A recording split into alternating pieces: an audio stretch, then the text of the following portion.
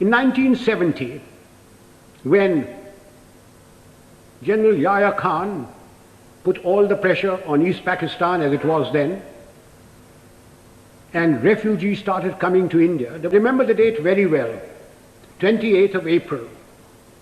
I was summoned. I had a very strong Prime Minister and Mrs. Gandhi, who ranted and raved at me. He said, "What are you doing about it?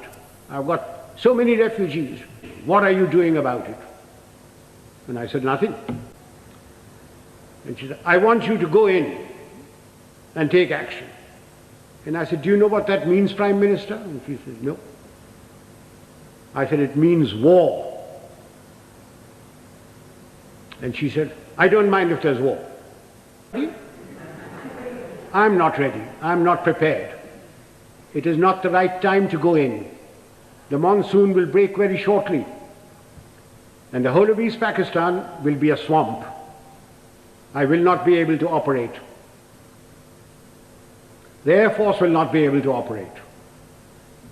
April is a month when we gather, glean the harvest. And the Agriculture Minister was Mr. Fakhruddin Ali Ahmed. And I said, "I will require every railway wagon, I will require every train, I will require all the road space to move my troops.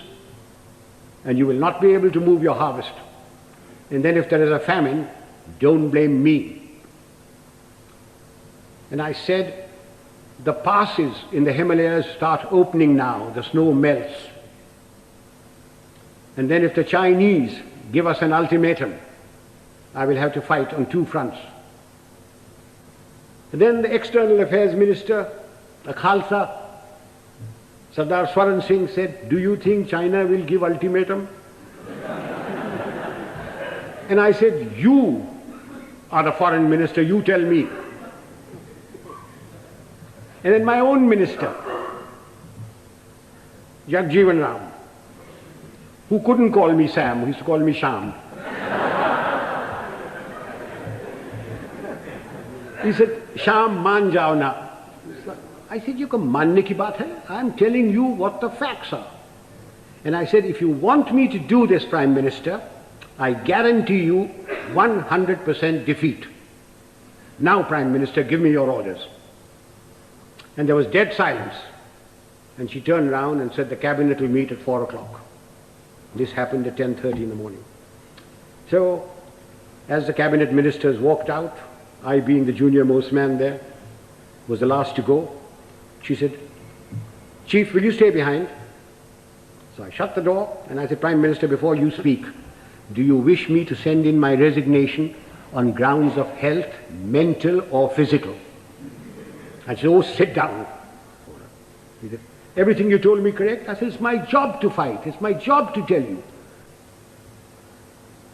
So she said, "All right, you know what I want?" And I said, "Yes, I know what you want. And I must be allowed to do it my own way." And she said, "All right, you know what I want." So, ladies and gentlemen, there's a very thin line between becoming a field marshal and being dismissed. I just gave you an illustration of moral courage. Of course, I didn't worry very much because my wife had money. If I'd gone, she would have looked after me.